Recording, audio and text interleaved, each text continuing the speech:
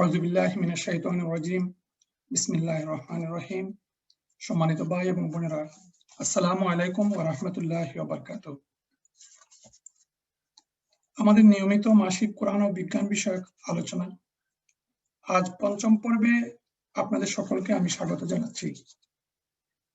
বিগত পর্বে আমরা আলোচনা করেছিলাম হৃদয় বা মনের অবস্থান ও কাজ সম্পর্কে কোরআন ও বিজ্ঞানের বিশ্লেষণ। আমাদের আজকের বিষয়বস্তু হচ্ছে হৃদয় বা মনের রূপ এবং এর প্রতিকার। সাধারণত মানবদেহের দৈহিক রূপসমূহ পরীক্ষা নিরীক্ষার মাধ্যমে নির্ণয় করে প্রয়োজনীয় চিকিৎসা দেওয়া হয়। এক্ষেত্রে বর্তমান বিজ্ঞানের সফলতা আকাশচুম্বী। মানবদেহের কিছু রোগ আছে যা সহজেই নির্ণয় করা সম্ভব, আবার আভ্যন্তরীণ কিছু কিছু রোগ নির্ণয় করতে করতে জীবনের পরিসমাপ্তি ঘটে। মনোরোগ যেহেতু অদেখা, তার নির্ণয়ে তেমন কোনো যন্ত্রপাতিও নেই, তাই এই অদেখা শত্রুর বিরুদ্ধে প্রয়োজনীয় প্রতিরোধ গড়ে তোলা ও দুরূহ। আজকে আমরা যে বিষয়টি আলোচনা করব, এই বিষয়টি তিনটি পয়েন্ট আমরা কথা বলবো। প্রথম হচ্ছে হৃদয় বা মনের রোগ কি, অন্তরের রোগ সম্পর্কে কোরআনের বক্তব্য। এরপর থাকছে যে বিশ্বব্যাপী মহামারী আকারে ছড়িয়ে পড়া এই রোগ সম্পর্কে একটি প্রতিবেদন। আর এরপর পরিশেষে আমরা এর প্রতিকার এবং আমাদের করণীয় পর্যায়ে কিছু কথা বলবো ইনশাআল্লাহ। মন এবং ব্রেইন অঙ্গাঙ্গিভাবে জড়িত। মনের চাহিদাকে ব্রেইন অনেক সময় কার্যে পরিণত করে। মন যখন চিন্তা করে যে আমার যদি এখন জ্বর হতো, আমার শরীরে যদি এখন প্রচন্ড খিঁচুনি হতো, আমি যদি অজ্ঞান হয়ে যেতাম, তাহলে আমার অভিভাবকরা আমার চাহিদা পূরণ করতেন। মনোরোগের কারণে এই সমস্ত ইচ্ছা আমাদের মস্তিষ্ক বাস্তবায়ন করে থাকে। এই সমস্ত অবস্থা হলে রোগীকে হাসপাতালে ভর্তি করা ছাড়া কোনো বিকল্প পথ থাকে না। ছাত্র জীবনে আমরা দেখি যে ছাত্রছাত্রীদের পরীক্ষা না দেওয়ার জন্য অনেক সময় স্বপ্রণোদিত হয়ে এই রোগে আক্রান্ত হয়। পারিবারিক সমস্যায় স্বামী স্ত্রী দুইজনেই এই রোগে আক্রান্ত হতে পারে। বৈবাহিক সম্পর্কের ক্ষেত্রে বৈপরীত্য দেখা দিলে যুবক যুবতীরা এই পরিস্থিতির শিকার হয়। ছেলেমেয়েরা পিতামাতা থেকে বঞ্চিত হয়ে ডিপ্রেশন থেকেও এই ধরনের পরিস্থিতি উদ্ভব হয়। অবশ্য ডাক্তাররা এই রোগ নিরূপণ করতে সক্ষম হলেও মনস্তাত্ত্বিক এই রোগের নিরাময় অত্যন্ত জটিল। যথাযথ জ্ঞান, সুস্থ পরিবেশ এবং সদিচ্ছাকে কাজে লাগিয়ে কঠিন এই পরিস্থিতি থেকে পরিত্রাণ পাওয়া সম্ভব। কিন্তু প্রচলিত পারিবারিক এবং সামাজিক পরিবেশ, জ্ঞানগত দৈন্যতা এবং বিকৃত ইচ্ছা শক্তির বাস্তবায়ন আমাদেরকে কঠিন পরিণতির দিকে নিয়ে যাচ্ছে। আধুনিক তথ্য প্রযুক্তি আমাদের সন্তানদের ভবিষ্যৎ বিভীষিকাময় করে তুলছে। মানুষের এই বিষণ্ণ মনের চূড়ান্ত পরিণতি হচ্ছে আত্মহত্যা। আমরা এই বিষয়টি নিয়ে দেশে দেশে মনোরোগ সম্পর্কে একটি প্রতিবেদন আপনাদের সামনে পেশ করব সংক্ষেপে। আমরা দেখি যে ইউরোপ, আমেরিকা, কানাডা সহ উন্নত বিশ্বে অন্ন, বস্ত্র, বাসস্থান, শিক্ষা ও চিকিৎসা সহ মৌলিক মানবিক চাহিদা সমূহ সরকার কর্তৃক পূরণ করা সত্ত্বেও কেন এই রোগের এত বিস্তার ঘটছে তা নিয়ে যথেষ্ট চিন্তা ভাবনা এবং গবেষণার প্রয়োজন রয়েছে। নাগরিকরা যাতে মানসিকভাবে রোগগ্রস্ত না হয়, এই সমস্ত সরকারের পক্ষ থেকে এ ব্যাপারে প্রচেষ্টার কোনো ত্রুটি নেই। তাহলে ত্রুটি কোথায়? আমরা যারা বিশ্বাসী মানুষেরা এই প্রতিবেদন থেকে অনুধাবন করতে পারবো যে আমাদের মহান সৃষ্টিকর্তা আল্লাহ রাব্বুল আলামিনের পক্ষ থেকে আমরা কি নিয়ামত ধারণ করে আছি, এর শুকরিয়া আমরা আদায় করতে পারবো না। এখন আমরা দেখি যে এই যে মনোরোগ, মনের এই মানসিক রোগ সম্পর্কে দেশে দেশে উন্নত বিশ্বের একটি প্রতিবেদন। আমরা জানি যে বিশ্বের সবচেয়ে বেশি মানবাধিকারের দেশ হচ্ছে কানাডা। কানাডার মানসিক স্বাস্থ্য সম্পর্কে যে প্রতিবেদন, সেই প্রতিবেদনে বলা হয়েছে যে প্রতি 5 জনের 1 জন মানসিক রোগে আক্রান্ত। প্রতি বছর 6.7 মিলিয়ন মানুষ এই রোগে আক্রান্ত হচ্ছে। 2018 এবং 19 সালে 25,000 মানুষ আত্মহননের চেষ্টার জন্য হাসপাতালে ভর্তি হয় এবং 3800 প্রাণ হারায়। এদের মধ্যে 10 থেকে 24 বছর বয়সের মহিলারাই বেশি। এখানে আমরা দেখতে পাচ্ছি যে একটা গ্রাফ, এই গ্রাফে দেখানো হচ্ছে 2007 সাল থেকে 2019 সাল পর্যন্ত কানাডায় আত্মহত্যার যে হার 2007 সালে ছিল 3611 আর 2019 সালে 4012 জন। এবং আপনারা দেখতে পাচ্ছেন যে গ্রাফের মধ্যে তেমন কোনো পার্থক্য নেই। এর মানে প্রতি বছর গড়ে প্রায় 4000 মানুষ মানসিক রোগে আক্রান্ত হয়ে আত্মহত্যা করে এবং এদের মধ্যে 45 বছর বয়স্ক পুরুষদের মধ্যে আত্মহত্যার হার সবচেয়ে বেশি। বাম দিকের পরিসংখ্যানটা একটু আগের, যে এখানে দেখানো হচ্ছে যে মানসিক রোগ হচ্ছে মৃত্যুর কারণ হিসাবে যে ডাটা এখানে দেওয়া হয়েছে, মৃত্যুর কারণ হিসাবে আত্মহত্যার অবস্থান হচ্ছে 10ম এবং মানসিক রোগের অবস্থান হচ্ছে 3য়। এরপর আমরা দেখি যে সবচেয়ে বড় পরাশক্তি মার্কিন যুক্তরাষ্ট্রের মানসিক রোগের প্রতিবেদনে যা বলা হয়েছে যে মার্কিন যুক্তরাষ্ট্রের প্রাপ্তবয়স্কদের মধ্যে প্রতি 5 জনে একজন মানসিক অসুস্থতা নিয়ে বাস করেন এবং 2019 সালের প্রতিবেদনে 51.5 মিলিয়ন মানুষ এই রোগে আক্রান্ত হয়েছে।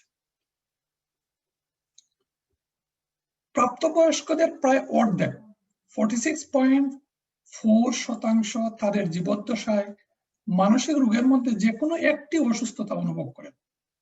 58% প্রাপ্তবয়স্ক 18 এবং তার চেয়ে বেশি বয়স্ক যে কোনো এক বছরে যে কোনো একটি মানসিক রোগের সম্মুখীন হন এবং এই সংখ্যা হচ্ছে 43.88 মিলিয়ন মানুষ। সমস্ত মানসিক ব্যাধিগুলির অর্ধেকটি 14 বছর বয়সে এবং 3/4 24 বছর বয়সে শুরু হয়। মার্কিন যুক্তরাষ্ট্রের 9.7% যুবকের মধ্যে মারাত্মক মানসিক রোগ বর্তমান। প্রায় প্রতি 10 জনে একজন যুবক মানসিকভাবে বিপর্যয়ের সম্মুখীন। এই তথ্য এবং প্রতিবেদনটা এখানে নিচে একটা লিংক দেওয়া আছে, আপনারা যদি পড়তে চান আপনারা সেই লিংক থেকে আপনারা এই মানসিক অবস্থার এই প্রতিবেদন আপনারা পড়তে পারেন।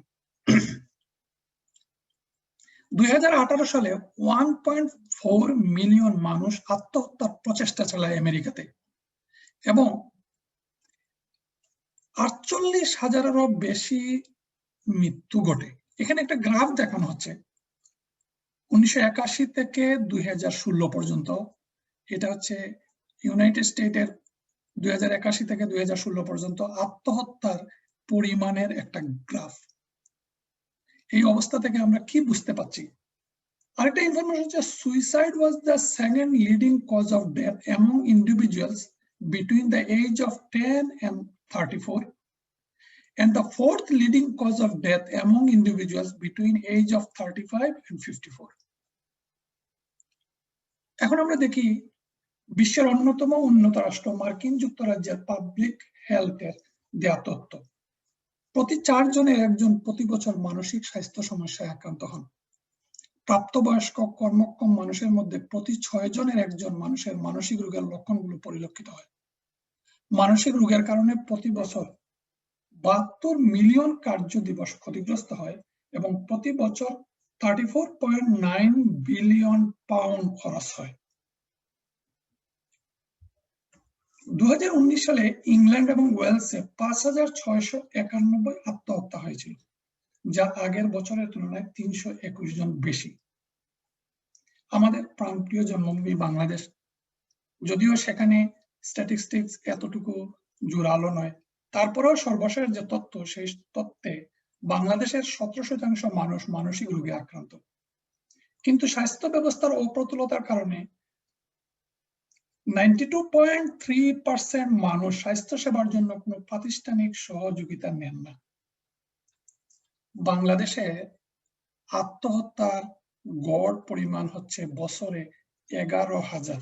আপনারা এখানে দেখছেন যে এটা 2019 সালে এই প্রতিবেদনটা দেওয়া হয়েছে এবং একটা গ্রাফ দেখানো হয়েছে 2014 সাল থেকে 2017 সাল পর্যন্ত। তবে কিছুটা আশার কথা হচ্ছে যে ইন্ডিয়া, শ্রীলঙ্কা, ভুটান, নেপাল এবং বাংলাদেশ, সার্কভুক্ত দেশে বাংলাদেশের অবস্থান সবচেয়ে নিচে। কিন্তু ডান দিকে একটি তথ্য আছে যে অনেক, এখানে প্রায় 20টি দেশের থেকে বাংলাদেশে আত্মহত্যার পরিমাণ বা হার অনেক বেশি। এখানে আপনারা একটা গ্রাফ দেখছেন, সেটা হচ্ছে ওয়ার্ল্ড হেলথ অর্গানাইজেশনের একটা প্রতিবেদন, জাপান টাইমসের। সেখানে দেখানো হচ্ছে যে রাশিয়া, জাপান, ফ্রান্স, ইউএস এবং জার্মানি প্রতি লক্ষে সুইসাইড রেট পার লাখ, 1 লাখে কতজন মানুষ আত্মহত্যা করে। বাম দিকে আরেকটা প্রতিবেদন, south Korea, Japan, US, Australia, France, Canada, Germany, Britain, Italy এবং টার্কি, এখানে 1 লক্ষ মানুষের মধ্যে কতজন আত্মহত্যা করে তার একটা পরিসংখ্যান দেওয়া হয়েছে। আরেকটা জাপানের এই একটা পরিসংখ্যান যে ভয়াবহ মানবিক এবং মানসিক বিপর্যয়ে শিল্পোন্নত দেশ জাপান। আপনারা একটা গ্রাফ দেখছেন, এখানে প্রতি বছর জাপানে যে মানুষ আত্মহত্যা করে তার একটা গ্রাফ দেখানো হয়েছে এবং এখানে গত 2020 সালের একটা প্রতিবেদন দেওয়া হয়েছে। বিগত 11 বছরের মধ্যে মানসিক বিপর্যয়ের কারণে জাপানে আলাদা মন্ত্রণালয় খুলতে হয়েছে এবং সেই মন্ত্রণালয়ের নাম দেওয়া হয়েছে মিনিস্টার অফ লোনলিনেস এবং একজন মিনিস্টার সেখানে নিয়োগ দেওয়া হয়েছে। তার কারণ হচ্ছে যে 2020 সালের অক্টোবর মাসে 2153 জন আত্মহত্যায় মৃত্যুবরণ করেছে জাপানে। এখানে আপনারা দেখছেন এই পরিসংখ্যানটা 2153 অক্টোবর 2020-এ। এবং একই মাসে কোভিড-19 মারা গেছে 1765 জন। মহামারী কোভিড-19 থেকেও আত্মহত্যার হার, যে জাপান হচ্ছে শিল্পোন্নত ধনী রাষ্ট্র, সেখানে কোনো গরিবই নেই, সমস্ত মানুষরা ধনী, কিন্তু তারপরেও ভয়াবহ মানসিক এবং মানবিক বিপর্যয় ঘটার কারণে তারা সামাজিকভাবে কি অবস্থার মধ্যে, আমরা একটু বিশ্লেষণ আমরা করব। আমরা এখন দেখি গ্লোবাল রিপোর্ট। গ্লোবাল রিপোর্টে বলা হচ্ছে যে প্রতি 40 সেকেন্ডে একজন মানুষ পৃথিবীতে আত্মহত্যা করছে। প্রতি বছর 8 লক্ষ মানুষ আত্মহত্যা করে মারা যায়। হত্যার চেয়ে এর পরিমাণ দ্বিগুণ এবং এর প্রায় 20 গুণ সংখ্যা, অর্থাৎ 160 লক্ষ মানুষ আত্মহত্যার প্রচেষ্টা চালায়। আত্মহত্যাকারী প্রথম 10টি রাষ্ট্রের মধ্যে পরাশক্তি রাশিয়া হচ্ছে দ্বিতীয় অবস্থানে এবং শিল্পোন্নত রাষ্ট্র সাউথ কোরিয়া হচ্ছে চতুর্থ অবস্থানে। আর সারা বিশ্বে মৃত্যুর কারণের মধ্যে মানসিক রোগের প্রতিক্রিয়ায় মৃত্যু হচ্ছে 5ম স্থানে। 2.51 মিলিয়ন মানুষ এ কারণে প্রতি বছর মারা যায়। এখানে ওয়ার্ল্ডের number of death by cause world 2017 একটু আগের একটা তথ্য, সর্বশেষ তথ্য আমি বের করতে পারি নাই। তবে এই রিপোর্ট থেকে আমরা দেখতে পাচ্ছি যে এই মানসিক রোগ এবং আত্মহত্যা সারা বিশ্বে কি ভয়াবহ অবস্থা। ওয়ার্ল্ড হেলথ অর্গানাইজেশনের একটা প্রতিবেদন হচ্ছে যে প্রতি বছর অ্যালকোহল পানে 3 মিলিয়ন মানুষ মারা যায়। এখানে একটা ছবি আপনাদেরকে দেখানো হচ্ছে। এর মধ্যে 18% মানুষ মারা যায় আত্মহত্যা করে, 18% মানুষ মারা যায় ভায়োলেন্সে এবং 27% মানুষ মারা যায় ট্রাফিক অ্যাক্সিডেন্টে। অবশিষ্ট মানুষগুলো মারা যায় অ্যালকোহল জনিত শারীরিক বিভিন্ন রোগে। এখানে খুব ছোট্ট করে একটা প্রতিবেদন, এটা ওয়ার্ল্ড হেলথ অর্গানাইজেশনে কোন রোগে, অ্যালকোহল জনিত কারণে কোন রোগে কত পার্সেন্ট মানুষ মারা যায় এর একটা প্রতিবেদন দেওয়া হচ্ছে এবং চেষ্টা করা হচ্ছে reduce harmful use of alcohol. যদিও এটা শুধুমাত্র জায়েজ না, এই সমস্ত দেশে মানুষ অ্যালকোহল পান করাটা তাদের নিত্য নৈমিত্তিক খাবারেরই একটা অংশ বলা যেতে পারে। বাম দিকে একটা ছবি আপনারা দেখছেন যে এই ছবি হচ্ছে এটা ফুজি ফরেস্ট। এই জাপান মাউন্ট ফুজি, জাপানে প্রতি বছর শত শত মানুষ আত্মহত্যা করতে এই গহীন অরণ্যে গমন করে এবং এই আত্মহত্যা প্রিভেন্ট করার জন্য এখানে বছরের বেশিরভাগ সময় পুলিশ পাহারা দিয়ে থাকে। আপনাদেরকে এখানে দুইটি ছবি দেখানো হচ্ছে। বাম দিকের ছবিটা হচ্ছে the Mapo bridge in Seoul, South Korea, has been nicknamed suicide bridge and the bridge of death due to its frequent uses as a suicide hotspot. আপনারা দেখছেন একটা বিশাল ব্রিজ এবং এই নদী সিউলকে এই নদী দুইভাগে ভাগ করেছে এবং দুই প্রান্ত এই বড় শহর, এই শহরের এই ব্রিজে কোনো রেলিং নেই এবং এটাকে বলা হয় সুইসাইড ব্রিজ। এখানে শত শত মানুষ এখানে আত্মহত্যা করে।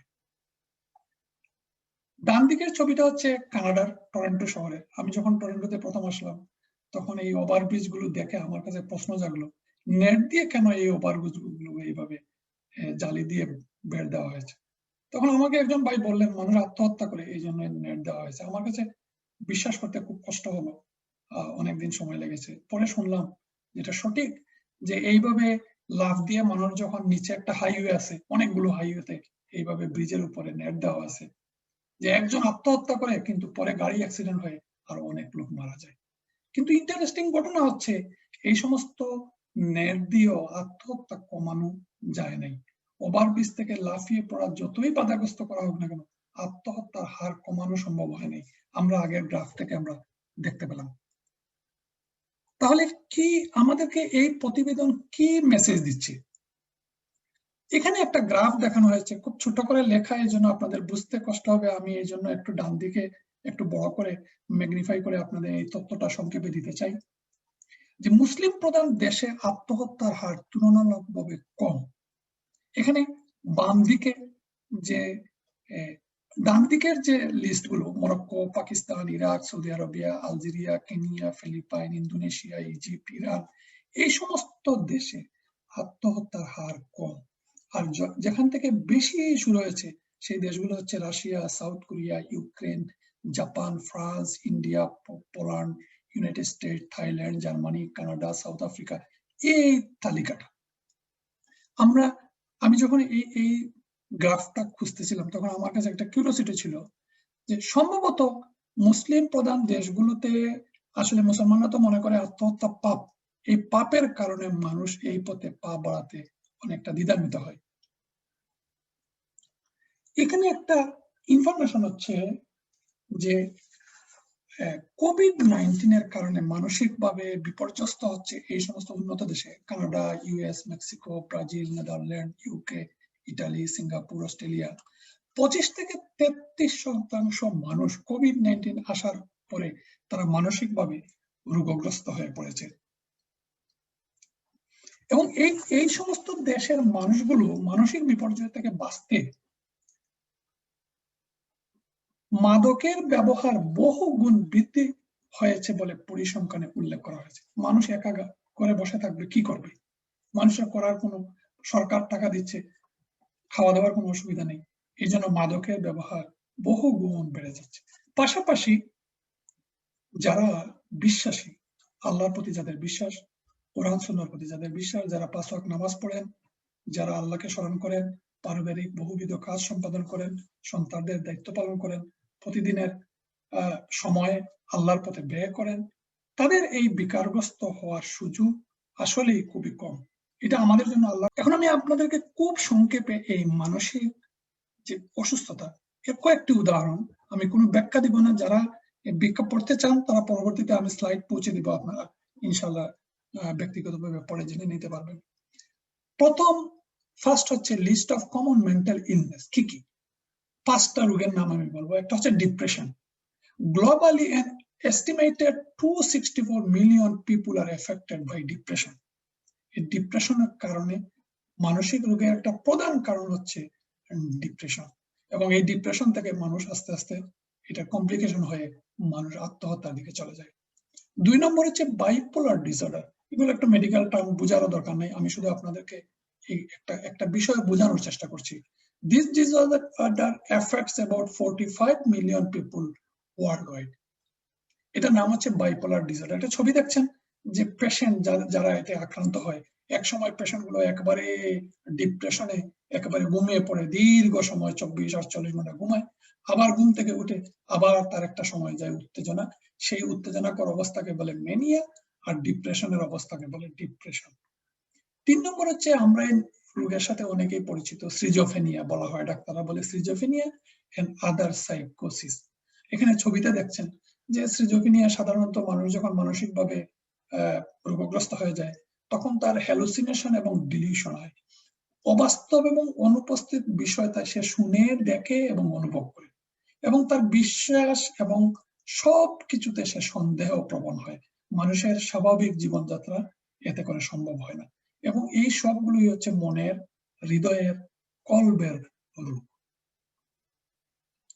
বহুলভাবে আরেকটি রোগ হচ্ছে ডিমেনশিয়া। আমরা জানি যে common symptom of vascular dementia, ডিমেনশিয়াটা আসলে সাধারণত বয়স্ক মানুষদের হয়, ব্রেইনে যখন ব্লাড সাপ্লাই কমে যায় এবং মানসিকভাবে ব্রেইন যখন এফেক্টেড হয় তখন এই অবস্থাটার সৃষ্টি হয়। আসলে এখানে যে ছবিগুলো আপনারা দেখছেন, এই ছবিগুলো আমাদেরকে কি বলছে?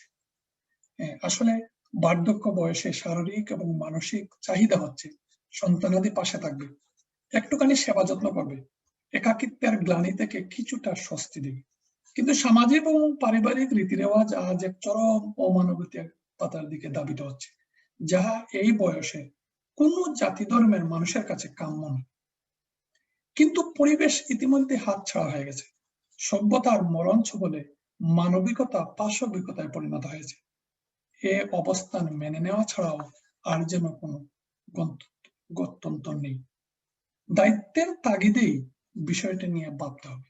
আসলে আজকালকার সমাজে এটা অহরহ দেখতে পাচ্ছি যে আমরা বাজারে যখন যাই তখন দেখি একেবারে বৃদ্ধ বয়স্ক মানুষগুলো বাজার করছে, একেবারে নিজের বাজারটা ব্যাগের মধ্যে তুলতে পারতেছে না, আরেকজন হেল্প করতেছে। এর মানে কি?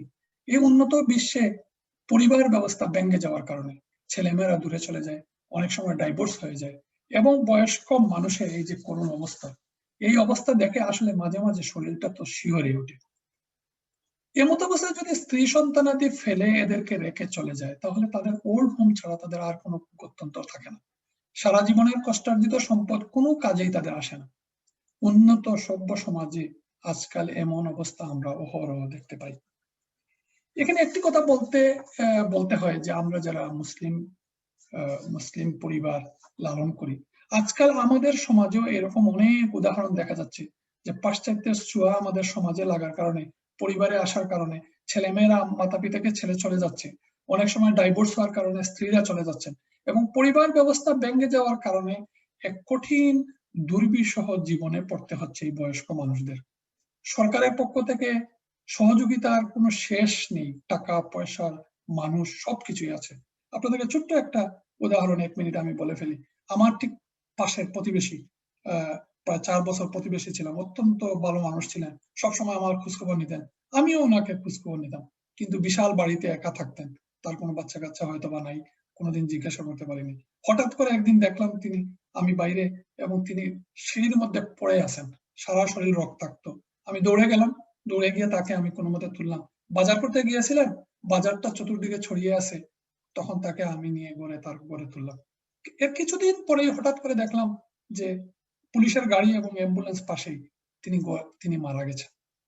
নিত্য নৈমিত্তিক অহরহ এই উন্নত সভ্য সমাজে এই অবস্থা থেকে পরিত্রাণের উপায় আমাদেরকে খুঁজতে হবে। এরপরের কথা হচ্ছে এই একটা রোগ হচ্ছে অটিজম স্পেকট্রাম ডিসঅর্ডার। এটাও মানসিক রোগের মধ্যে পড়ে, কিন্তু 1 in 160 children has an autism spectrum disorder, ASD বলে। এখানে একটা কথা বলেই রাখা ভালো যে যদিও এটাকে মানসিক রোগ বলা হয়, কিন্তু আসলে এখানে কোনো কারো করার কিছু নেই। মুসলিম পরিবারের জন্য এই সমস্ত ঘটনা একটা পরীক্ষা আল্লাহর পক্ষ থেকে মাতা পিতার জন্য। কারণ এই পরিস্থিতি তো আল্লাহর পক্ষ থেকে এসেছে, ধৈর্য ধারণ করে পরিস্থিতির মোকাবেলা করে আখেরাতে নাজাত পাওয়াই হবে এর মূল উদ্দেশ্য। এখানে কোনো মানুষের কোনো কিছু করার নেই। এই জন্য প্রতিটা ফ্যামিলিতে দেখা যায়, অনেক ফ্যামিলিতে এই অবস্থার আমরা শিকার হয়েছি। এই জন্য আমি ওই সমস্ত মাতা পিতাকে অনুরোধ করব যে শুধুমাত্র আমাদের বিশ্বাস এবং আমাদের আল্লাহ যাদেরকে এই পরীক্ষায় ফেলেছেন, অত্যন্ত ধৈর্যের সাথে নাখুশ না হয়ে আল্লাহর পক্ষ থেকে পরীক্ষা হিসেবে একে নিতে হবে, এবং আমাদেরকে ধৈর্য ধরে এই পরিস্থিতি মোকাবেলা করতে হবে। তখন আল্লাহর পক্ষ থেকে আমরা এই দুনিয়ার জীবনে একটু কষ্ট হলেও আখিরাতের জীবনে আমরা এর যা পাবো ইনশাআল্লাহ। এখন আমি সংক্ষেপে আপনাদেরকে বলি যে এই সমস্ত মানসিক রোগের এই আধুনিক বিজ্ঞান কি বলে যে কি কি কারণে এটা হইতে পারে। আসলে মানসিক রোগের কারণের মধ্যে একটা হচ্ছে শারীরিক কারণ, এটা হচ্ছে জন্মগত, আঘাতজনিত এবং ইনফেকশন জনিত। এখানে মানুষের কোনো কিছু করার নেই, মানুষ আসলে শারীরিকভাবে এরকম ঘটনা শারীরিক কারণে হইতে পারে। আবার মনস্তাত্ত্বিক কারণ আছে, বিভিন্ন কারণে মনস্তাত্ত্বিক চাপের কারণে মানসিক রোগ সৃষ্টি হয়। আর আমাদের করার যেখানে আছে সেটা হচ্ছে আমাদের পরিবেশগত, আমাদের পারিবারিক, স্বামী স্ত্রীর অস্বাভাবিক আচরণ, সন্তানদের প্রতি দায়িত্বহীনতা, পিতামাতার প্রতি দায়িত্বহীন আচরণ, একাকিত্ব, অর্থনৈতিক সমস্যা, দীর্ঘমেয়াদী রোগ, অনিয়ন্ত্রিত চাহিদা ইত্যাদি হচ্ছে আমাদের তৈরি করা পরিবেশের কারণে আমরা নিজেরা এই এই রোগে ভুগছি। এজন্য আমাদের আজকের আলোচনায় এই সংক্ষিপ্ত কথায় এই বিষয়ে বিস্তারিত আলোচনা করার সুযোগ নেই, কিন্তু অত্যন্ত দুর্ভাগ্যজনক ভাবে আমাদের সমাজেও এই স্বামী স্ত্রীর মধ্যে অস্বাভাবিক আচরণ কারণে অনেক পরিবার আজকে ভাঙ্গনের মুখে, অনেক ডাইভোর্সের হার অনেক বেড়ে যাচ্ছে। সন্তানদের প্রতি দায়িত্বহীনতার কারণে যে বিভীষিকাময় অবস্থার সৃষ্টি হচ্ছে, আমাদের সন্তানরা আসলে সেই পরিসংখ্যান আমার কাছে নেই, এই জন্য আমি এটা বলতে পারছি না, কিন্তু অবস্থা অত্যন্ত নাজুক। আন্তর্জাতিকভাবে আমরা দেখছি যে দেশে দেশে জুলুম নির্যাতনের শিকার হয়ে লক্ষ লক্ষ মানুষ মানবিক এবং মনস্তাত্ত্বিক এই বিপর্যয়ের শিকার হচ্ছে।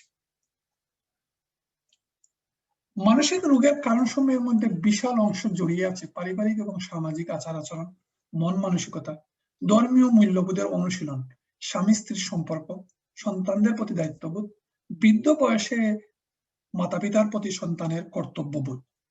এই সমস্ত বিষয়সমূহ অনুশীলনের ব্যাপারে আধুনিক বিশ্ব ব্যবস্থার প্রভাব, প্রযুক্তির অপব্যবহার, ধর্মীয় মূল্যবোধ চর্চার প্রতি অনীহা আমাদের বংশধরদের মাঝে বিরাট প্রভাব বিস্তার করে আছে।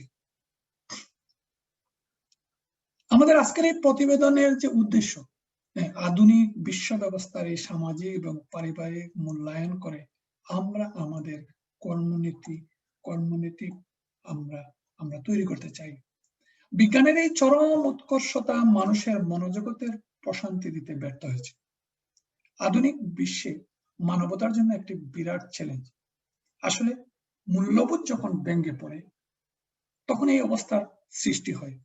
আসলে আমাদের পারিবারিক ব্যবস্থায় আমরা দেখতে পাচ্ছি যে অনেক সময় ছেলের পিতা যেমন এর শিকার হন, মেয়ের পিতাও আবার অন্য ছেলের পিতা হয়ে একই পরিস্থিতির শিকার হন। সুতরাং পারিবারিকভাবে ছেলে মেয়েদের দায়িত্ববোধ জাগ্রত করা প্রত্যেক অভিভাবকের দায়িত্ব। এই ছেলেমেয়েরা যখন বৃদ্ধ বয়সে উপনীত হবে, সামাজিক রীতিনীতির প্রভাবের কারণে তারাও একই পরিস্থিতির শিকার হবে। আধুনিক সমাজ ব্যবস্থা চোখে আঙ্গুল দিয়ে আমাদেরকে পরিণতি বলে দিচ্ছে। কথাগুলো বলার কারণ হচ্ছে যে অনেক ফ্যামিলিতে দেখা যায় ছেলেমেয়েরা যখন বিয়ে করার পরেই নাকি বর্তমান রেওয়াজ হচ্ছে যে তারা আলাদা চলে যায়, অন্য বাসা নিয়ে চলে যায় মা বাপকে রেখে। এই মা বাপের দায়িত্ব এখানে শেষ হয়ে যায়। এইভাবে আস্তে আস্তে সমাজ ব্যবস্থার এই পরিবর্তন আমাদেরকে এক কালো অধ্যায়ের দিকে ধাবিত করছে। সমাধান কোন পথে? আত্মা বা হৃদয়ের সৃষ্টিকর্তার প্রতি দৃঢ় চিত্তে বিশ্বাস স্থাপন এর একটি সমাধান। দ্বিতীয় সমাধান হচ্ছে ওহী প্রদত্ত জীবন ব্যবস্থা অনুযায়ী পারিবারিক এবং সামাজিক পুনর্গঠনে দায়িত্বশীল ভূমিকা পালন। আমরা এক্ষেত্রে অত্যন্ত হতাশাজনক অবস্থা দেখি। এক্ষেত্রে আমাদের অভিভাবকদের, আমাদের মুসলিম সমাজের, আমাদের বন্ধু বান্ধবদের নীরবতা পালন কিংবা নীরব দর্শকের ভূমিকা চরম আত্মঘাতী পদক্ষেপ হবে। মুসলিম পারিবারিক বন্ধন ছিন্ন হলে প্রত্যেককে এর খেসারত দিতে হচ্ছে এবং হবে। সময় ফুরিয়ে যাচ্ছে, এখনই আমাদের এই ব্যাপারে চিন্তা ভাবনা এবং পদক্ষেপ নেওয়া উচিত। এরপর আমি সংক্ষেপে আপনাদেরকে যে কথাটা বলবো, যে আগে বলেছিলাম যে রোগ সম্পর্কে আল্লাহ কি বলেছেন। আল্লাহ এই মনের কলবের রোগ সম্পর্কে এবং এই কল্প সম্পর্কে, মন সম্পর্কে 490 বার বিষয়টি কোরআনে আলোচনা করেছেন। আমরা আগেও এই বিষয়টি জানি। এখন আল্লাহ রাব্বুল আলামিন আল কোরআনে বলছেন যে ফি কুলুবিহিম মারাদুন ফাযাদাহুমুল্লাহু মারাদা, তাদের অন্তরসমূহে রয়েছে ব্যাধি, অতঃপর আল্লাহ তাদের ব্যাধি বাড়িয়ে দিয়েছেন। ওয়ালাহুম আযাবুন আলীম, আর তাদের জন্য রয়েছে যন্ত্রণাদায়ক শাস্তি। এখানে আল্লাহ রাব্বুল আলামিন বলছেন যে তাদের অন্তরে রয়েছে ব্যাধি। এখন আল্লাহ কি এটা বাড়িয়ে দিয়েছেন? কাদের বাড়িয়ে? এরপরের এই আয়াতে আল্লাহ বলছেন ফালাম্মা যাগু আযাগাল্লাহু কুলুবাহুম, অতঃপর তারা যখন বাঁকা পথ অবলম্বন করলো তখন আল্লাহ তাদের হৃদয়গুলোকে বাঁকা করে দিলেন, আর আল্লাহ পাপাচারী সম্প্রদায়কে হেদায়েত করেন না। এখানে আল্লাহ বলছেন যে আল্লাহ বাঁকা করেন কখন? যখন তারা বাঁকা পথ অবলম্বন করে। আর এই যে রূপ, এই রূপ সম্পর্কে আল্লাহ রাব্বুল আলামিন কোরআনে এই রূপ থেকে বাঁচার জন্য আমাদেরকে বিস্তর প্রেসক্রিপশন দিয়েছেন। আমরা আজকের আলোচনায় বিস্তারিত আমরা আলোচনা করতে পারবো না, সংক্ষেপে আমরা কয়েকটি বিষয়ে একটু কথা বলবো। এখন হচ্ছে মানব সত্তার প্রধান শত্রু হচ্ছে কি? তার মন, কল্প বা তার হৃদয়। আর 2 নম্বর শত্রু হচ্ছে শয়তান বা ইবলিস। আসলে আমার মন তো আমার দুশ্মন হওয়ার কথা ছিল না, আমি তো আমার মনের কথায় চলার কথা ছিল, কিন্তু বাস্তবতা হচ্ছে আমার মন সবসময় আমাকে বিপথে পরিচালিত করতে চায়। এমত অবস্থায় আমাকে বিবেকতাড়িত হয়েই চলতে হবে, নতুবা আমি পথভ্রষ্ট হয়ে যাব।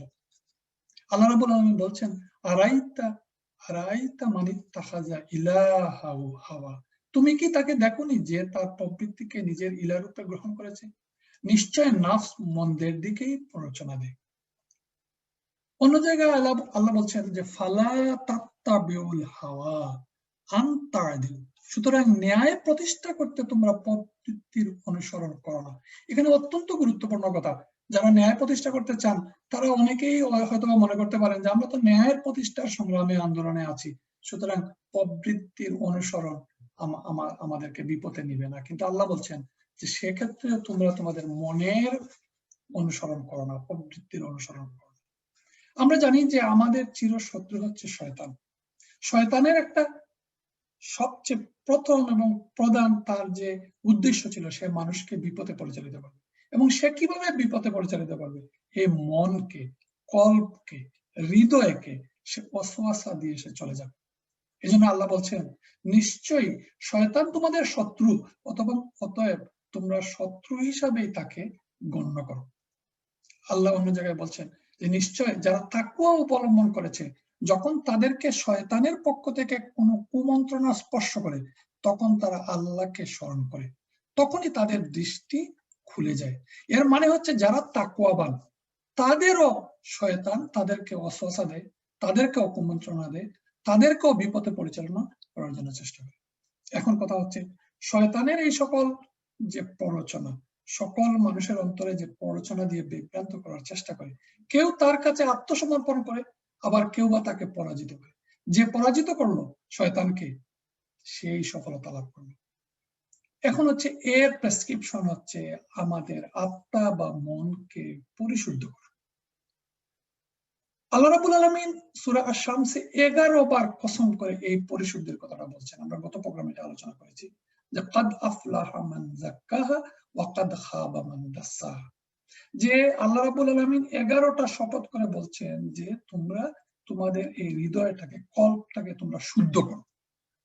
আর রাসূল প্রেরণের উদ্দেশ্য সম্পর্কে আল্লাহ সূরা বাকারা 111 নম্বর আয়াতে বলছেন যে ইয়াতলু আলাইকুম আয়াতিনা ওয়া ইউযাক্কিহিম ওয়া ইউযাক্কিকুম ওয়া ইউআল্লিমুকুমুল কিতাবা ওয়াল হিকমাতা, যে আমি তোমাদের মধ্যে রাসূল প্রেরণ করেছি যাতে তিনি তোমাদেরকে আমার আয়াত তেলাওয়াত করে শোনান এবং কি করেন, ওয়া ইউযাক্কিকুম, এবং তোমাদেরকে পবিত্র করেন এবং তোমাদেরকে শিক্ষা দেন কিতাব এবং হিকমত। আমরা যদি আল্লাহ রাসূলের এই যে কোরআন তেলাওয়াত করার জন্য রাসূল এসেছিলেন, আমাদেরকে পবিত্র করবেন, আমাদের হৃদয়টাকে যদি আমরা পবিত্র করতে পারি তাহলে আমরা সফল।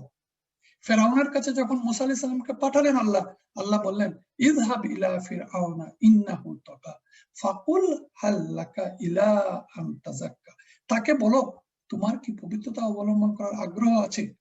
এখানে পবিত্রতাকে এইভাবে বলা হচ্ছে যে ফেরাউনকে তো প্রথমেই পবিত্রতার দাওয়াত, মানে পবিত্রতা মানে ঈমান, তুমি ঈমানও গ্রহণ করো এবং তুমি পবিত্র হও। এবং এই পবিত্রতাই, এই কল্পকে যদি আমরা পরিশুদ্ধ করতে পারি তাহলে আমরা আখিরাতে মুক্তি লাভ করতে পারবো। আল্লাহ বলছেন ইয়াউমা লা ইয়ানফাউ মালুন ওয়ালা বানুন ইল্লা মান আতাল্লাহা বিকলবিন সালিম, যে সেদিন ধন সম্পদ কোনো কাজে আসবে না, কোনো সন্তান সন্ততিও কোনো কাজে আসবে না, বরং সেই দিন সেই ব্যক্তি মুক্তি পাবে যে আল্লাহর নিকট বিশুদ্ধ অন্তঃকরণ নিয়ে আসবে। সুতরাং আমাদেরকে একটা পরিশুদ্ধ আত্মা বা অন্তর করতে হবে। এখানে একটা তালিকা দেওয়া আছে, আমি তালিকা আপনাদেরকে পড়বো না কারণ সময় কভার করবে না। আমাদের এই অন্তরটাকে পরিশুদ্ধ করার জন্য কিছু কাজকে বর্জনীয় করতে হবে এবং কিছু কাজ করতে হবে। এই করণীয় এবং বর্জনীয় জিনিসগুলো যদি আমরা করতে পারি তাহলে আমরা আমাদের অন্তরটাকে, আমাদের কল্পটাকে এই সমস্ত রূপ থেকে আমরা মুক্ত করতে পারবো। মনের এই সমস্ত অবস্থা পরিমাপ করার কোনো নীতি বা ব্যারোমিটার নেই। একমাত্র ব্যক্তি নিজে এবং আল্লাহ ছাড়া এই অবস্থা পরিমাপ করা সম্ভব নয়। আবার ব্যক্তি এই সমস্ত রোগ নিয়ে যারা রোগী, আমরা বুঝি না যে এই রোগ আমার মধ্যে আছে, কারণ আমি আমার মনের কথায় চলি, এই জন্য আমি বুঝতেই পারি না এই রোগ আমার মধ্যে আছে। এই সমস্ত রোগ থেকে আমাদেরকে পানা চাইতে হবে আল্লাহর কাছ থেকে এবং আমাদের চেষ্টা করতে হবে যাতে আমরা এই সমস্ত রোগের কবলে না পড়তে পারি। এখানে আমি জাস্ট আপনাদেরকে হেডলাইন গুলো পড়ে যাব, বাকি অংশটা আপনারা পড়ে নেবেন ইনশাআল্লাহ। প্রথম হচ্ছে মিথ্যা কথা বলা, অহংকার করা এবং প্রদর্শনের চাপ। অন্তরের এই সমস্ত রোগ মানুষের সহজাত। নিজের অজান্তে গল্প গুজব করতে গিয়ে, হাসি তামাশা চলে, বেশি কথা বলতে গিয়ে ইচ্ছায় অনিচ্ছায় মিথ্যা কথা মুখ ফসকে বের হয়ে যায়। সদা সর্বদা সতর্ক না থাকলে এ অবস্থা থেকে পরিত্রাণ পাওয়া বড়ই কঠিন। মানুষের চালচলন, কথাবার্তা, নিজের অজান্তে অহংকার চলে আসাটাই স্বাভাবিক। মানুষের গাড়ি বাড়ির অহংকার, সন্তানাদির অহংকার, ব্যবসা বাণিজ্যের অহংকার, পোশাক পরিচ্ছদের অহংকার, জ্ঞানের অহংকার আস্তে আস্তে প্রদর্শনের চায় রূপ নেই, যা এমন এক কঠিন পাপ যাকে শিরকের সাথে তুলনা করা হয়েছে। আমরা প্রাত্যহিক জীবনে এর বহু প্রতিফলন দেখতে পাই। আত্মার এগুলো মহারোগ। তাই সব সময় এই সমস্ত রোগ থেকে আমাদের আত্মাকে পরিশুদ্ধ করতে হবে। দ্বিতীয়ত হচ্ছে হিংসা, বিদ্বেষ, কুধারণা, গীবত, চুগলখড়ি। অন্তরের এক একটি রোগ আমাদের মানব জীবনকে বিষিয়ে তোলে। বাইয়ে বাইয়ে হিংসা, বিদ্বেষ আজ সমাজ এবং পরিবারকে ধ্বংসের দ্বার প্রান্তে নিয়ে যাচ্ছে। সত্য প্রতিষ্ঠার সংগ্রামে যারা নিয়োজিত তারাও এই কঠিন রোগ থেকে মুক্ত নন। হিংসা, বিদ্বেষ থেকে কুধারণা থেকে গীবত, চুগলখড়ির মতো ক্যান্সার আমাদের হৃদয়কে ক্ষত বিক্ষত করে দিচ্ছে। নামাজ, কালাম, ইমান, আমলকে এই সমস্ত আভ্যন্তরীণ রোগ ব্যাধি একেবারে ধ্বংস করে দিচ্ছে। পরিত্রাণের পথ অবশ্যই আমাদেরকে খুঁজতে হবে। এরপর আমরা দেখি এক ভাই আরেক ভাইয়ের প্রতি দোষারোপ, তারপরে মনে কষ্ট দেওয়া, শুধুমাত্র অনুমান নির্ভর প্রমাণহীন ভাবে কাউকে দোষারোপ করা, কথা এবং কাজ দিয়ে কাউকে কষ্ট দেওয়া, সামান্য কিছুতে পরিবারে এবং সামাজিকভাবে রাগান্বিত হয়ে যাওয়া এবং মনের সংকীর্ণতা থেকে নিজেকে রক্ষা করতে না পারা। এই যে ক্রোধ এবং রাগ সম্পর্কে অনেক কোরআনে হাদিসে অনেক কথা আছে, কিন্তু আমরা দেখি পারিবারিক জীবন ব্যবস্থা, পারিবারিক ব্যবস্থায় ক্রোধ এবং রাগ আমাদের কিভাবে পরিবারকে ধ্বংস করে দিচ্ছে। এজন্য এই সমস্ত ছোট্ট ছোট্ট এই সমস্ত রোগ নির্মূলে ভূমিকা পালন না করলে পুরো মনটাই এক সময় কালচে হয়ে যায়। সমাজে এই সমস্ত রোগগ্রস্ত কিছু সংখ্যক মানুষের কারণে পুরো সমাজটাই দিনই চেতনা হারিয়ে ফেলে। তারপর হচ্ছে লোভ লালসা। আপনারা সূরা তাকাসুর সবাই পড়েছেন। এই যে লোভ লালসার মোহে দুনিয়া পাওয়ার প্রতিযোগিতায় আমরা অবতীর্ণ, অথচ আমাদের অবতীর্ণ হওয়ার কথা ছিল আখিরাত পাওয়া। আল্লাহ তো বলছিলেন, আমরা আগে একটা আয়াতে পড়লাম, সাবিকু ইলা মাগফিরাতিন মির রাব্বিকুম, তোমার রবের দিকে তোমরা দৌড়াও, তোমরা প্রতিযোগিতা করো, কিন্তু দুনিয়ার মোহ, দুনিয়ার প্রতিযোগিতায় আমাদেরকে আষ্টে পৃষ্ঠে আবদ্ধ করে রেখেছে। প্রিয় ভাইরা, আমাদেরকে কিছু জিনিস করণীয় আকারে আমি আপনাদেরকে বলতে চাই যে বিষয়গুলো আমাদেরকে করতে হবে। প্রথম কথা হচ্ছে আমাদেরকে তাকওয়াবান হতে হবে। যদি আমরা তাকওয়াবান হই, আল্লাহ রাব্বুল আলামিন বলছেন, ওমাইয়াত্তাকিল্লাহ ইয়াজআল লাহু মাখরাজা, যে আল্লাহকে ভয় করে তিনি তার জন্য উত্তরণের পথ তৈরি করে দেন এবং তিনি তাকে এমন উৎস থেকে রিজেক্ট দিবেন যা সে কল্পনাও করতে পারে না। যে ব্যক্তি আল্লাহর উপর ভরসা করে তার জন্য তিনি যথেষ্ট। আমরা আল্লাহর কাছ থেকে এই যে নিয়ামত পেয়েছি, আল্লাহ বলছেন যে তাকে ভয় করলে তিনি আমাদেরকে রিজেক্ট দিবেন। আমার মাঝে মাঝে এমন মানুষকে আমরা দেখি যে আল্লাহর প্রতি বিশ্বাস আস্থা না রেখে সারা দিন মানুষ কাজ করে, কিন্তু ওই মানুষগুলোর তো শান্তি নেই। আল্লাহ রাব্বুল আলামিন বলছেন, আমরা যদি তাকে ভয় করে চলি, তার মতো তাকে ভয় করি, তার পথ অনুযায়ী চলি, তাহলে তিনি আমাদের রিজিককে প্রশস্ত করে দিবেন। আর আল্লাহ বলছেন যে আল্লাযীনা ইয়াযকুরুনাল্লাহা কিয়ামান ওয়া কুউদান ওয়া আলা জুনুবিহিম ওয়া ইয়াতাফাক্কারুনা ফি খালকিস সামাওয়াতি ওয়াল আরদ। যে সমস্ত বুদ্ধিমান লোক উঠতে বসতে শয়নে সব অবস্থায় আল্লাহকে স্মরণ করে এবং আকাশ ও পৃথিবীর ঘটনাকৃতি নিয়ে চিন্তা ভাবনা করে। এই যে আমরা যদি উঠতে বসতে শয়নে আল্লাহকে স্মরণ করি, আকাশের দিকে তাকালেই যদি আমি আল্লাহকে স্মরণ করি, আমি যদি গাছের দিকে তাকে আল্লাহকে স্মরণ করি, আমি যদি জমিনের দিকে তাকে আল্লাহকে স্মরণ করি, আমি যদি উঠতে আল্লাহকে স্মরণ করি, আমি যদি বসে আল্লাহকে স্মরণ করি, আল্লাহর নিয়ামতের কথা স্মরণ করি, আমি যদি ঘুমাবার সময় আল্লাহকে স্মরণ করি, তাহলে মানসিক রোগ আমাকে কখন পাবে? মানসিক রোগ পাওয়ার জন্য মনের যে স্থান, সেই স্থানটা দখল করে নেবে যে আল্লাহকে স্মরণ করা। এই জন্য আমি অনেক ভাইদেরকে বলি, ডাক্তার হিসাবে অনেক মানসিক ভাইদের সাথে আমার দেখা সাক্ষাৎ হয়, আমি এই কথাটা বলি যে সব সময় যদি আপনি তসবিহ করেন, আপনি যদি আল্লাহর দ্বীনের কাজ করার চিন্তা করেন, আপনি যদি সবসময় কোরআন পড়েন, আপনি যদি মানুষের উপকার করার জন্য চেষ্টা করেন, আপনি যদি আখিরাতের চিন্তা করেন, আপনি যদি আল্লাহর সান্নিধ্য পেতে চান, তাহলে ওই মনের রূপটা আপনার ওই মনের মধ্যে স্থান পাবেন, কারণ আল্লাহর স্মরণ সেই স্থানটা দখল করে নেবে। এই জন্য আল্লাহ রাব্বুল আলামিন বলছেন যে আমার স্মরণ থেকে মুখ ফিরে নিবে তার জীবিকা সংকীর্ণ হবে এবং আমি তাকে কিয়ামতের দিন অন্ধ অবস্থায় উত্থিত করব। আল্লাহ রাব্বুল আলামিন যেন সর্বাবস্থায় তাকে স্মরণ করে আমাদের দিন অতিবাহিত করার তৌফিক দেন। এরপর হচ্ছে আল্লাহ রাব্বুল আলামিন আমাদেরকে যে নিয়ামত দিয়েছেন, আমরা আমাদের আলোচনায় আগে একটা আলোচনায় নিয়ামতের কথা বলেছিলাম যে আল্লাহ বলছেন যে ফাযকুরুনি আযকুরুকুম ওয়াশকুরুলি ওয়ালা তাকফুরুন। প্রতি জুমায় আমরা এই কথাগুলো শুনি যে আল্লাহ বলছেন তোমরা আমাকে স্মরণ করো, আমিও তোমাদের স্মরণ রাখবো, আর আমার প্রতি কৃতজ্ঞতা প্রকাশ করো, আমার নিয়ামতের অস্বীকার করো। সর্বাবস্থায় আমরা যেন আল্লাহর নিয়ামতের কৃতজ্ঞতা প্রকাশ করি এবং আমরা আমাদের কৃতকর্মের জন্য আল্লাহর কাছে যেন আমরা ফিরে যাই। আল্লাহ বলছেন যে ব্যক্তি তওবা করে সৎ কাজের পথ অবলম্বন করে সে তো আল্লাহর দিকে ফিরে আসার মতোই ফিরে আসে।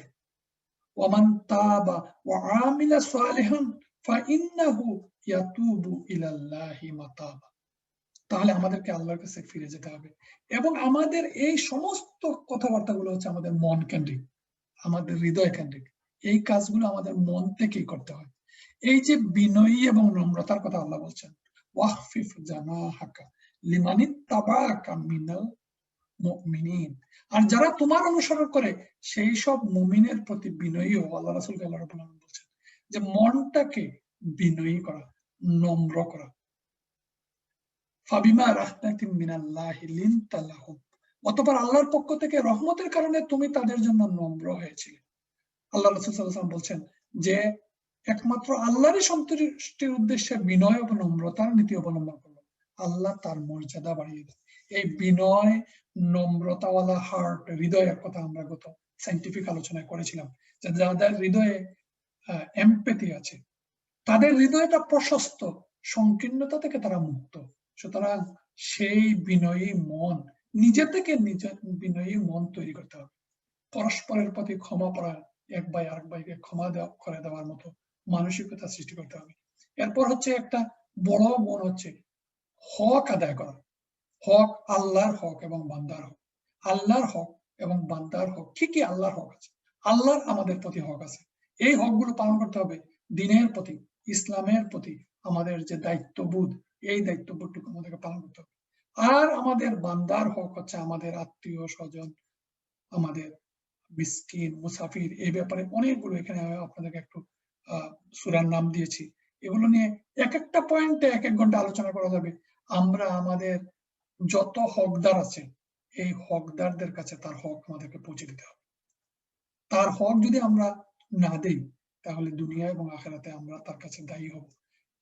প্রতিবেশীর হক আছে, আমার এক বন্ধুর হক আছে, ভাইয়ের হক আছে, আমার বোনের হক আছে, প্রত্যেক আত্মীয় স্বজনের হক আছে। এই হক তাদের কাছে ফিরে দিতে হবে। ওয়াদা এবং আমানত, আল্লাহর সাথে ওয়াদা। আমরা তো আল্লাহর সাথে ওয়াদা করে এসেছিলাম আলমে আরওয়াতে, আলাস্তু বিরাব্বিকুম, আল্লাহ যখন বলেছিলেন তখন আমরা বলেছিলাম কালু বালা। তো আল্লাহর সাথে তো আমরা ওয়াদা করে এসেছি আল্লাহর পথে চলবো, তাহলে এখন সেই ওয়াদার কথা কেন আমরা ভুলে গেলাম? এবং আমাদের দুনিয়ার জীবনের চলাচলের জন্য ব্যবসা বাণিজ্য লেনদেন সবকিছু আমাদের ওয়াদা এবং আমানতের আমাদের খেয়ানত করলে হবে না। এই সমস্ত আমানত এবং ওয়াদা সংরক্ষণ করতে হবে। আমরা একেবারে শেষ পর্যায়ে চলে আসছি। আমাদের শেষ 2টা স্লাইড বাকি আছে। মানসিক রোগ থেকে বাঁচার উপায়। আমরা 4টা কাজ করব। 4টা কাজ করলে আমরা মানসিক রোগ থেকে বাঁচতে পারবো। এর প্রথম হচ্ছে আল্লাযীনা আমানু ওয়া তাতমাইন্নু কুলুবুহুম বিযিকরিল্লাহি আলা বিযিকরিল্লাহি তাতমাইন্নুল কুলুব। যারা বিশ্বাস স্থাপন করে এবং তাদের অন্তর আল্লাহর জিকির দ্বারা শান্তি লাভ করে। যারা আল্লাহর স্মরণে হৃদয়ে প্রশান্তি লাভ করে। আগে আমি বলেছিলাম যে হৃদয়টাকে আল্লাহর স্মরণ এবং আল্লাহর জিকিরে হৃদয়টাকে কাজে লাগাতে হবে এবং সবসময় ব্যস্ত থাকতে হবে। যদি এই ব্যস্ততা আমরা রাখতে পারি আমাদের দিলটাকে, তাহলে আমাদের হৃদয়টা শান্তি পাবে। 2 নম্বর হচ্ছে ইয়া আইয়ুহান নাসু কাদ জাআতকুম মাউইযাতুম মির রাব্বিকুম। আল্লাহ বলছেন, হে মানুষ, তোমার রবের পক্ষ থেকে তোমাদের কাছে এসেছে উপদেশ। ওয়া শিফাউল লিমা ফিস সুদুর। এবং আমরা এতক্ষণ যে আলোচনা করলাম আমাদের অন্তরের রূপ, সেই অন্তরের শিফা আল্লাহ, তোমার আল্লাহর পক্ষ থেকে সেই অন্তরের শিফা এসে গেছে। ওয়া হুদা ওয়া রাহমাতুল লিল মুমিনিন। এবং মুমিনদের জন্য হেদায়েত এবং রহমত।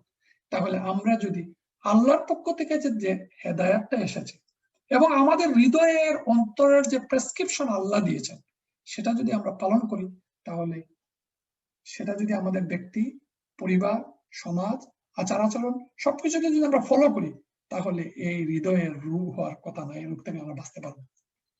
3 নম্বর হচ্ছে যে অবস্থায় আমরা পতিত হই না কেন, ওয়াসবির আলা মা আসাবাকা ইন্না যালিকা মিন আজমিল উমুর। তোমাদের উপর যে বিপদ আসে তাতে ধৈর্য ধরো, নিশ্চয় এগুলো অন্যতম দৃঢ় সংকল্পের কাজ। ফাসবির সাবরান জামিলা। অতএব আপনি উত্তম সবর করুন। আমরা যে কঠিন পরিস্থিতির সম্মুখীন হই না কেন, আমরা যদি সবর এবং ধৈর্য ধরি, তাহলে আল্লাহ আমাদের মানসিক অবস্থা থেকে বাঁচাবে। এই যে কোভিড আসলো, বিভিন্ন সময় কষ্টের মধ্যে আমরা একটা আলোচনা করেছিলাম যে যারা বিশ্বাসী তারা যখন তাদের অনেক কষ্টের মধ্যে যখন আল্লাহ বলে, এই আল্লাহ তার দিলের মধ্যে একটা রহম সৃষ্টি এসে যায়, প্রশান্তি এসে যায়। সুতরাং আমরা সবর এবং ধৈর্যের সাথে আমাদের ব্যক্তিগত পারিবারিক সকল সমস্যার আমরা আল্লাহর উপর ধৈর্য সবর ধারণ করতে হবে। আর একেবারে শেষে হচ্ছে তাওয়াক্কাল আলাল্লাহ। ওমান ইয়াতাওয়াক্কাল আলাল্লাহি ফাহুয়া হাসবুহু। যে ব্যক্তি আল্লাহর উপর তাওয়াক্কুল করে তার জন্য তিনিই যথেষ্ট। সুতরাং আপনি আল্লাহর উপর ভরসা করুন, কার্যনির্বাহী রূপে আল্লাহই যথেষ্ট। ওয়াকাফা বিল্লাহি ওয়াকিলা। আমরা সর্বাবস্থায় আল্লাহর উপর তাওয়াক্কুল করব। আল্লাহ আমাদের একেবারে কাছে আছেন। আল্লাহকে যখন আমরা কিছু বলি তখন আল্লাহ শুনেন। আল্লাহ কোরআনে বলছেন যে তোমরা যখন আমাকে ডাকো আমি তোমাদের ডাক শুনি, আমি তোমাদের ডাকে সাড়া দেই, আমি তোমাদের গাড়ের রগেরও কাছে আছি। সুতরাং তোমরা তোমাদের মনের কথা আমাকে বলো, আল্লাহ বলেছেন। প্রিয় ভাইরা, আমরা একেবারে শেষ উপসংহারে যে কথাটা বলতে চাই, আজকের এই আলোচনার বিষয়বস্তুটা ছিল যে মনের রোগ। এই মনটাকে পরিশুদ্ধ করার মাধ্যমে মনের রোগ থেকে আমরা বাঁচতে পারি। আর এই মনের হিসাব হবে কিয়ামতের দিন। আল্লাহ রাব্বুল আলামিন সেই কথাই বলছেন যে শুধুমাত্র বাহ্যিক সমস্ত ইবাদত করা আল্লাহর কাছ থেকে মুক্তি পাওয়া যাবে না, কারণ কলবের খবর তো কেউ জানে না আল্লাহ ছাড়া। সুতরাং আল্লাহ জানেন। আল্লাহ বলছেন লিল্লাহি মা ফিস সামাওয়াতি ওয়া মা ফিল আরদ। যা কিছু আকাশ সমূহে রয়েছে এবং যা কিছু জমিনে আছে সবই আল্লাহ। তিনি কি করবেন? ওয়াইন তুবদু মা ফি আনফুসিকুম। যদি তোমরা মনের কথা প্রকাশ করো, আও তুখফুহু ইউহাসিবকুম বিহিল্লাহ, তাহলে আল্লাহ তোমাদের কাছ থেকে তার হিসাব নেবেন। এই মনের সমস্ত কথার জবাব আমাদেরকে কিয়ামতের দিন দিতে হবে। তাহলে আল্লাহর কাছে আমাদের যেতে হবে। আমরা কিভাবে যাব? আল্লাহ বলছেন তার কাছে যাওয়ার জন্য আমাদেরকে কঠোর পরিশ্রম করতে হবে। ইয়া আইয়ুহান নাস ইন্নাকা কাদিহুন ইলা রাব্বিকা কাদহান ফামুলাকি। হে মানুষ, তোমার রব পর্যন্ত পৌঁছতে অবশ্যই তোমাকে কঠোর পরিশ্রম করতে হবে। আর রাব্বিকা কাদহান, কঠোর পরিশ্রম করতে হবে। ফামুলাকি, অতঃপর তুমি তার সাক্ষাৎ পাবে। এই আল্লাহর কাছে যেতে হলে পরিশ্রম করে যেতে হবে। আল্লাহর দিনের পথে, আল্লাহর দিনের দাওয়াতের পথে, আল্লাহর দিনের পথে কাজ করে আমাদেরকে আল্লাহর সান্নিধ্যে আমাদেরকে যেতে হবে। আল্লাহ রাব্বুল আলামিন বলছেন যে তার কাছে যদি আমরা এইভাবে যেতে পারি, আল্লাহ রাব্বুল আলামিন বলছেন, ইয়া আইয়াতুহান নাফসুল মুতমাইন্নাহ ইরজিই ইলা রাব্বিকি রাদিয়াতাম মারদিয়া, তুমি ফিরে এসো তোমার রবের প্রতি সন্তুষ্ট চিত্তে, সন্তোষ ভজন হয়ে। অতঃপর আমার বান্দাদের মধ্যে শামিল হয়ে যাও আর জান্নাতে প্রবেশ করো, আর প্রবেশ করো আমার জান্নাতে। প্রিয় ভাইয়েরা, আসুন আমরা দীর্ঘ সময় যে আলোচনা করলাম, আমরা আমাদের মহান প্রভু, সৃষ্টিকর্তা, মাবুদ আল্লাহ রাব্বুল আলামিনের কাছে আমরা এই দোয়াই করি, আল্লাহ যেন আমাদেরকে একটি প্রশান্ত আত্মার অধিকারী করেন। আমাদের আত্মার সমস্ত কালেমা আমরা যেন মুছে ফেলতে পারি, আমরা যেন একটা পরিশুদ্ধ আত্মা নিয়ে তার কাছে যেতে পারি, এবং তার কাছে আমরা আশা করি তিনি যেন আমাদেরকে জান্নাত দান করেন, আমাদের সমস্ত গুনাহ খাতা তিনি মাফ করে দেন। সুবহানাকা আল্লাহুম্মা ওয়া বিহামদিকা আশহাদু আল্লা ইলাহা ইল্লা আনতা আস্তাগফিরুকা ওয়া আতুবু ইলাইক। জাযাকাল্লাহু খায়র।